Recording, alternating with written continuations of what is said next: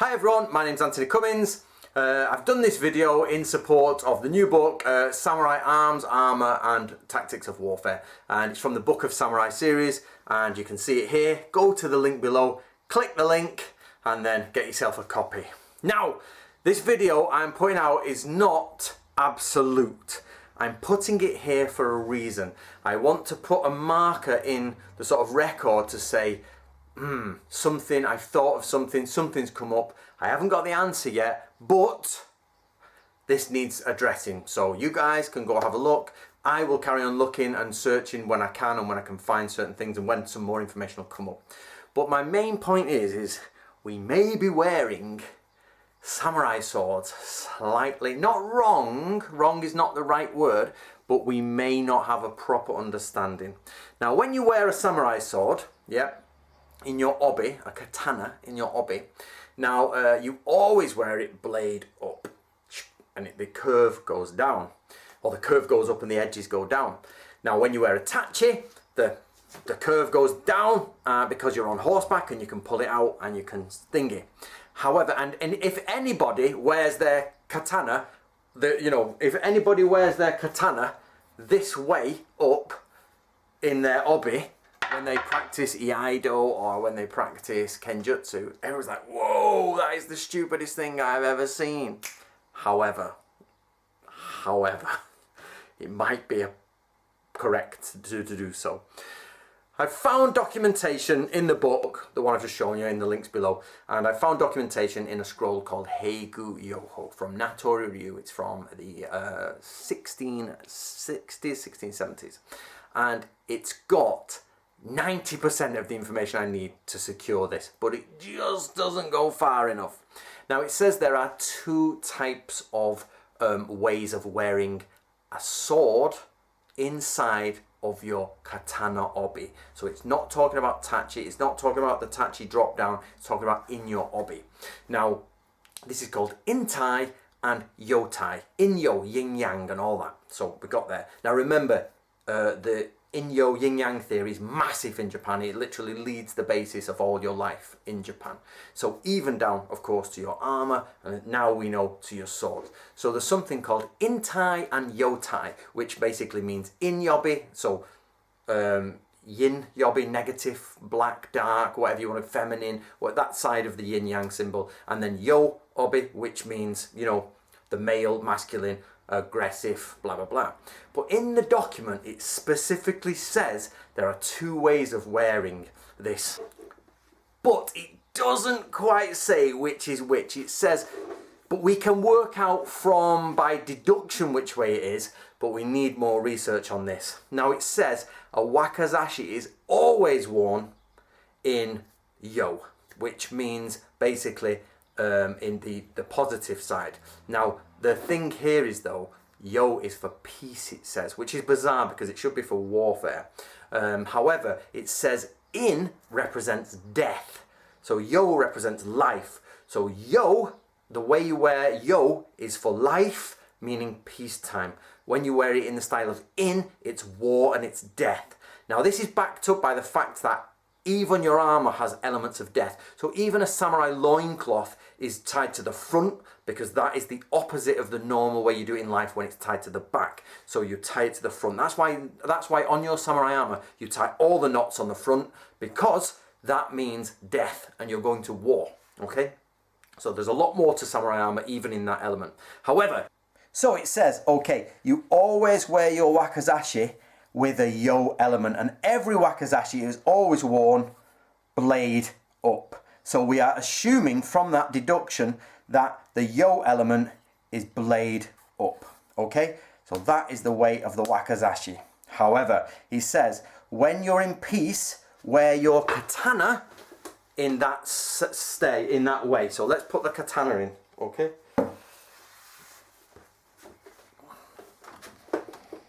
Okay, so as we see, we all know Kenjutsu wise, we've got the triangle going on, blah, blah, blah.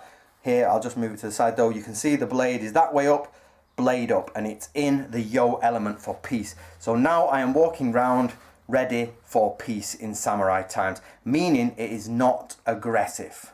However, it says in times of war, with a katana obi, but it could be any sword, it doesn't matter what sword, tachi, katana, probably a tachi, because mostly you wore tachi in war, or uchi katana, which become the katana, doesn't it?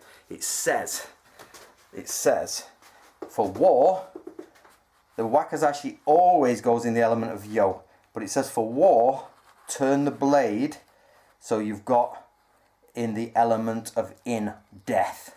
So the element of life, the element of death for war. So people go to war like that. And the reason now, you're like, yeah, nobody would wear their sword that way in swordsmanship, in kenjutsu. But actually, it seems that was done. What I can tell you for definite is there are two ways of wearing a sword, yo and in. And they are basically, it says the blade is active or the blade is inactive. We're just not sure which way is which. But by it saying wakizashi is always in this element, it means you know which way the wakizashi is, that's blade up. No problem. I've never seen the wakizashi the other way around. However, I've looked through tons of art, tons of it, and lo and behold, there's loads of art where warriors on a battlefield, if you check all of it, and the warrior on the battlefield, they will have their sword in that way.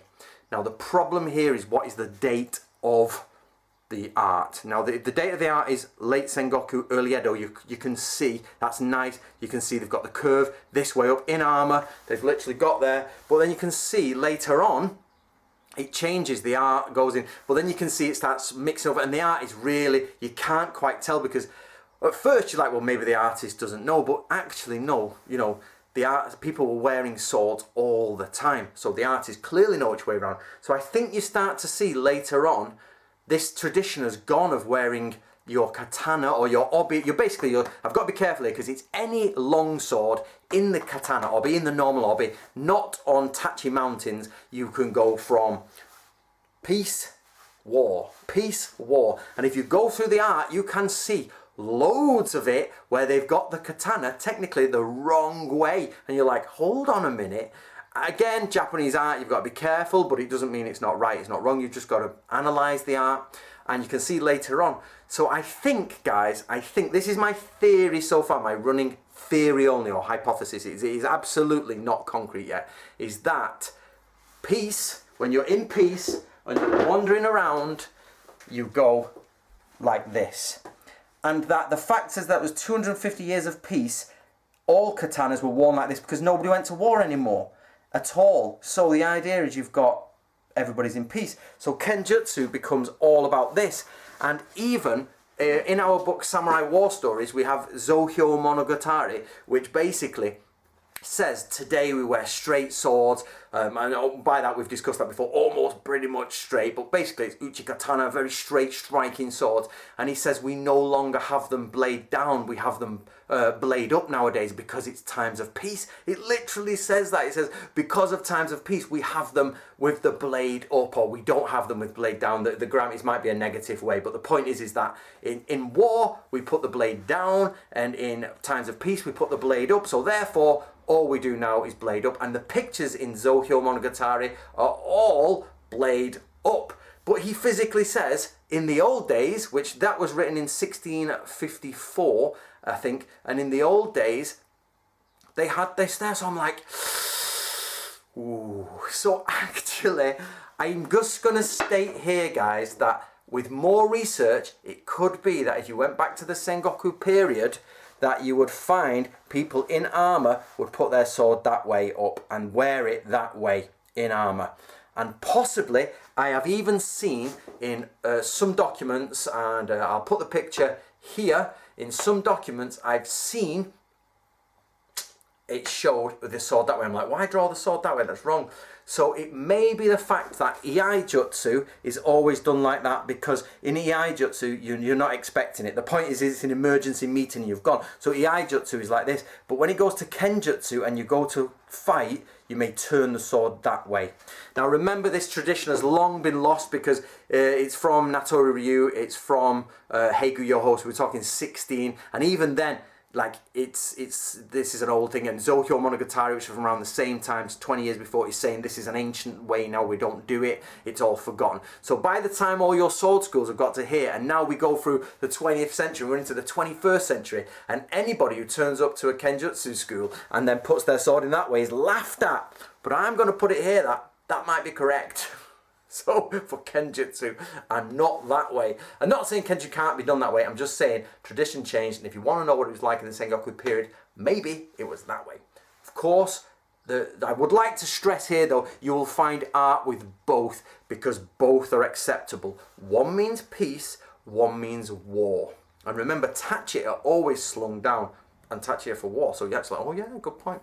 So I'm going to leave it there, guys. Please get yourself a copy of the book. The link is below.